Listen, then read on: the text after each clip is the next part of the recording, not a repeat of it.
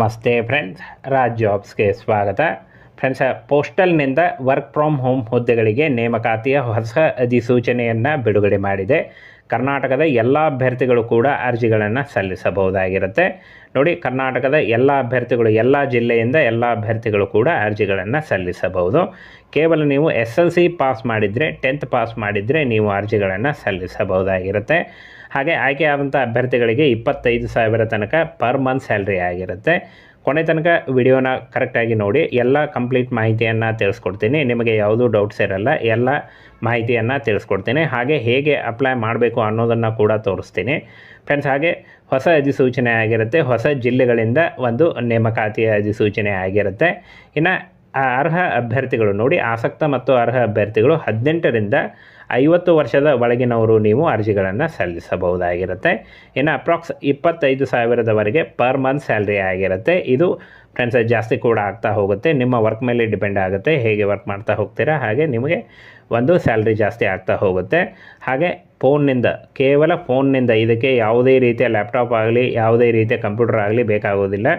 ನೋಡಿ, ಬರೀ ಫೋನ್ನಿಂದ ನೀವು ಕೆಲಸನ ಮಾಡ್ಬೋದು, ವರ್ಕನ್ನು ಮಾಡ್ಬೋದು. ಹಾಗೆ ನಿಮಗೆ ಎಕ್ಸ್ಪೀರಿಯೆನ್ಸ್ ಇಲ್ಲದೇ ಇದ್ದರೂ, ನೀವು ಪ್ರೆಷರ್ ಇದ್ದರೂ ಅರ್ಜಿಗಳನ್ನು ಸಲ್ಲಿಸಿದರೆ ನಿಮಗೆ ಒಂದು ಟ್ರೈನಿಂಗನ್ನು ಕೂಡ ಕೊಡಲಾಗುತ್ತೆ. ಅದು ಸಿಂಪಲ್ ಟ್ರೈನಿಂಗ್ ಇರುತ್ತೆ, ಅದು ಏನು ಅಷ್ಟೇನು ಕಷ್ಟ ಏನಿರಲ್ಲ, ಸಿಂಪಲ್ ಆಗಿರೋ ಟ್ರೈನಿಂಗ್ ಇರುತ್ತೆ. ಹಾಗೆ ಕೇವಲ ಇಂಟರ್ವ್ಯೂ ಮೂಲಕ ಆಯ್ಕೆಯನ್ನು ಮಾಡಿಕೊಳ್ಳಲಾಗುತ್ತೆ. ಯಾವುದೇ ರೀತಿಯ ಲಿಖಿತ ಪರೀಕ್ಷೆ ಇರಲ್ಲ, ಯಾವುದೇ ರೀತಿಯ ಒಂದು ಅರ್ಜಿ ಶುಲ್ಕ ಇರಲ್ಲ, ಒಂದೇ ₹1 ಅರ್ಜಿ ಶುಲ್ಕ ಇರಲ್ಲ. ಫ್ರೀಯಾಗಿ ನೀವು ಅರ್ಜಿಗಳನ್ನು ಸಲ್ಲಿಸಬಹುದಾಗಿರುತ್ತೆ. ಹಾಗೆ ಇಂಟರ್ವ್ಯೂವಿನಲ್ಲಿ ಕೇವಲ ಸಿಂಪಲ್ ಆಗಿರೋ ಕ್ವಶನನ್ನೇ ಕೇಳ್ತಾರೆ. ಏನಾದರೂ ಈ ಮುಂಚೆ ನೀವು ಇನ್ಶೂರೆನ್ಸದ್ದು ಏನಾದರೂ ವರ್ಕ್ ಮಾಡಿದ್ದೀರಾ, ಹಾಗೆ ನಿಮಗೆ ತುಂಬ ಜನ ಪರಿಚಯ ಇದ್ದೀರಾ, ಕನ್ನಡದಲ್ಲಿ ಫ್ಲೂಯೆಂಟಾಗಿ ಮಾತಾಡಲಿಕ್ಕೆ ಬರುತ್ತಾ, ಇಷ್ಟೇ ಕೇಳ್ತಾರೆ. ಸಿಂಪಲ್ ಆಗಿರೋ ಕ್ವಶನ್ ಆನ್ಸರ್ನ ಕೇಳ್ತಾರೆ. ಯಾವುದೇ ರೀತಿಯ ಸಿಲೆಬಸ್ಸಿಗೆ ಅದು ಇದು ಔಟ್ ಆಫ್ ಸಿಲೆಬಸ್ ಆಗಲಿ ಏನಾದರೂ ಆ ಥರ ಏನೂ ಕೇಳಲ್ಲ. ಸಿಂಪಲ್ ಆಗಿರೋ ಕ್ವಶನನ್ನು ಕೇಳ್ತಾರೆ. ಅದಕ್ಕೆ ನೀವು ಡೈರೆಕ್ಟಾಗಿ ಅಂದರೆ ಉತ್ತರಿಸ್ಬೋದು. ಹಾಗೆ ಡೈರೆಕ್ಟಾಗಿ ಅಪ್ಲೈ ಕೂಡ ಮಾಡ್ಬೋದು, ಫ್ರೀಯಾಗಿ ಅಪ್ಲೈ ಮಾಡ್ಬೋದು. ಯಾವುದೇ ರೀತಿಯ ಲಿಖಿತ ಪರೀಕ್ಷೆ ಅಂತೂ ಇರೋದಿಲ್ಲ.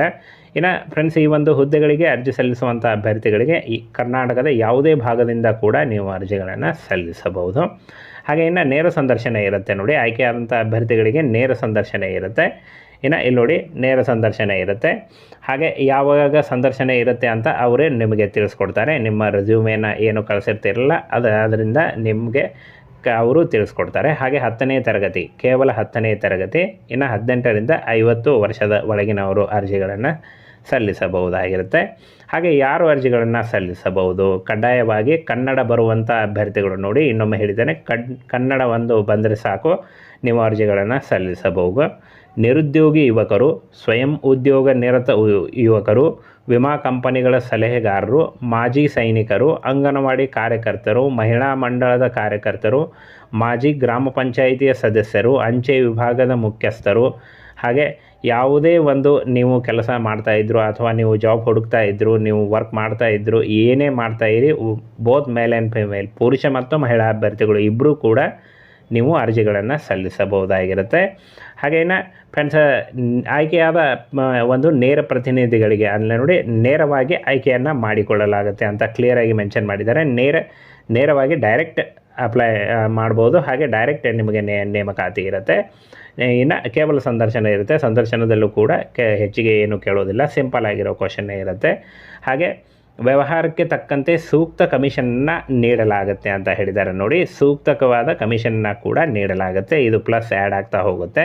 ಹಾಗೆ ಕಮಿಷನ್ನೇ ಒಂದು ಏನು ಕಮ್ಮಿ ಅಂದರೆ ಫ್ರೆಂಡ್ಸ್, ನಿಮಗೆ 25,000ವರೆಗೂ 25,000ವರೆಗೂ ಸ್ಟಾರ್ಟಿಂಗ್ನಲ್ಲಿ ದುಡಿಬಹುದು. ಇದು ನೀವು ಹೇಗೆ ವರ್ಕ್ ಮಾಡ್ತಾ ಹೋಗ್ತೀರಾ ಹಾಗೆ ನಿಮಗೆ ಜಾಸ್ತಿ ಕೂಡ ಆಗ್ತಾ ಹೋಗುತ್ತೆ. ಇನ್ನು ಹೇಗೆ ಅಪ್ಲೈ ಮಾಡೋದು ಅಂತ ನೋಡೋದಾದರೆ, ಅರ್ಹ ಮತ್ತು ಆಸಕ್ತಿಗಳು ಇತ್ತೀಚಿನ ಭಾವಚಿತ್ರದೊಂದಿಗೆ ಅಂದರೆ ನಿಮ್ಮ ಪಾಸ್ಪೋರ್ಟ್ ಸೈಜ್ ಫೋಟೋ, ಹಾಗೆ ಶೈಕ್ಷಣಿಕ ಪ್ರಮಾಣ ಪತ್ರ ಮತ್ತು CV ಇಷ್ಟೇ ಬೇಕಾಗುತ್ತೆ. ಈ 3 ಡಾಕ್ಯುಮೆಂಟ್ಗಳನ್ನ ತೆಗೆದುಕೊಂಡು ನೀವು ಒಂದು ಜೆರಾಕ್ಸ್ ಮಾಡಿ ಒಂದು ಕವರ್ನಲ್ಲಿ ಹಾಕಿ ಅವರ ಅಡ್ರೆಸ್ಗೆ ಕಳಿಸ್ಕೊಟ್ರೆ ಅವರು ನಿಮಗೆ ಇಂಟರ್ವ್ಯೂಗೆ ಕಾಲ್ ಮಾಡ್ತಾರೆ. ಹೋಗಿ ಇಂಟರ್ವ್ಯೂನ ಅಟೆಂಡ್ ಮಾಡಿದರೆ ಜಾಬು ಫೈನಲ್ ಆಗುತ್ತೆ. ಫ್ರೆಂಡ್ಸ್, ಈ ರೀತಿಯಾಗಿ ಒಂದು ವರ್ಕ್ ನಡೆಯುತ್ತೆ.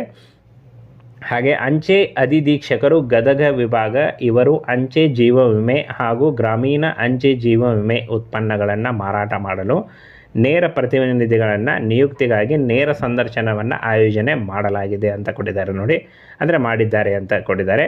ಗದಗ ಜಿಲ್ಲೆಗಳಲ್ಲಿ ನೇಮಕಾತಿ ಇರುತ್ತೆ, ಆಯ್ಕೆಯಾದಂಥ ಅಭ್ಯರ್ಥಿಗಳಿಗೆ ಗದಗ ಜಿಲ್ಲೆಗಳಲ್ಲಿ ನೇಮಕಾತಿ ಇರುತ್ತೆ. ಹಾಗೆ ನೀವು ಮನೆಯಿಂದ ಕೂಡ ವರ್ಕ್ ಮಾಡ್ಬೋದು, ಅದರ್ಸ್ ಅಂದರೆ ಬೇರೆ ಜಿಲ್ಲೆಯವರು ನೀವು ಮನೆಯಿಂದ ಕೂಡ ವರ್ಕ್ ಮಾಡ್ಬೋದು. ಹಾಗೆ ನಿಮಗೆ ಪರಿಚಯ ಇರುವಂಥ ಆಸುಪಾಸಿನವರಿಗೆ ಹೇಳಿ ಈ ಥರ ಒಂದು LIC ಥರ ಈ ಒಂದು ಜೀವ ವಿಮೆ ಇರುತ್ತೆ ಅಂತ ಹೇಳಿ ನೀವು ಕನ್ವಿನ್ಸ್ ಮಾಡಿ ನೀವು ಮಾಡಿದ್ರೆ ನಡೆಯುತ್ತೆ. ನೀವು ಸಿಂಪಲಾಗಿ ಕನ್ನಡವನ್ನೇ ಮಾತಾಡಿ ಅದರ ಬಗ್ಗೆ ನೀವು ಎಲ್ಲ ನಿಮಗೆ ಟ್ರೈನಿಂಗ್ ಕೊಡ್ತಾರೆ, ಆಲ್ರೆಡಿ ಕಂಪ್ಲೀಟ್ ಟ್ರೈನಿಂಗನ್ನು ನೀಡಲಾಗುತ್ತೆ ನಿಮಗೆ. ಹಾಗೆ ಫ್ರೆಂಡ್ಸ್, ಟ್ರೈನಿಂಗನ್ನು ಎಲ್ಲಿರುತ್ತೆ, ಎಷ್ಟು ದಿನ ಇರುತ್ತೆ, ಹಾಗೆ ಟ್ರೈನಿಂಗ್ನಲ್ಲಿ ಪೇಮೆಂಟನ್ನು ಮಾಡ್ತಾರೆ ಇಲ್ಲೋ ಅನ್ನುವಂಥ ಸಂಪೂರ್ಣ ಮಾಹಿತಿಯನ್ನು ನಿಮಗೆ ಒಂದು ಇಂಟರ್ವ್ಯೂವಲ್ಲಿ ಹೇಳ್ತಾರೆ. ಈ ರೀತಿಯಾಗಿ ನೀವು ವರ್ಕ್ ಮಾಡಬೇಕಾಗತ್ತೆ. ಫ್ರೆಂಡ್ಸ್, ಇನ್ನು ಹೇಗೆ ಅಪ್ಲೈ ಮಾಡಬೇಕು ಅಂತ ನೋಡೋದಾದರೆ ಇಲ್ಲಿ ನೋಡಿ, ಅಂಚೆ ಅಧಿಧೀಕ್ಷಕರು ಗದಗ ವಿಭಾಗ ಇವರು ಅಂತ ಕೊಟ್ಟಿದ್ದಾರೆ ನೋಡಿ. ಅಂಚೆ ಅಧಿಧೀಕ್ಷಕರು ಗದಗ ವಿಭಾಗ ಹೆಡ್ ಆಫೀಸ್ ಗದಗ, ಈ ಒಂದು ಅಡ್ರೆಸ್ಗೆ ನೀವು ನಿಮ್ಮ ರೆಸ್ಯೂಮೆ ಮತ್ತು ಫ್ರೆಂಡ್ಸ್ ಆಗಲೇ ಹೇಳಿದ್ದೀನಿ ಡಾಕ್ಯುಮೆಂಟ್ಸ್ಗಳನ್ನ, ಯಾವ ಡಾಕ್ಯುಮೆಂಟ್ಸ್ಗಳನ್ನ ಕಳಿಸ್ಬೇಕು ಅಂತ. ರೆಸ್ಯೂಮು ಮತ್ತು ಆ ಡಾಕ್ಯುಮೆಂಟ್ಸ್ಗಳನ್ನು ನೇರವಾಗಿ ಈ ಒಂದು ಅಂಚೆ ಅಧಿಧೀಕ್ಷಕರು ಗದಗ ವಿಭಾಗಕ್ಕೆ ಕಳಿಸ್ಕೊಡಿ.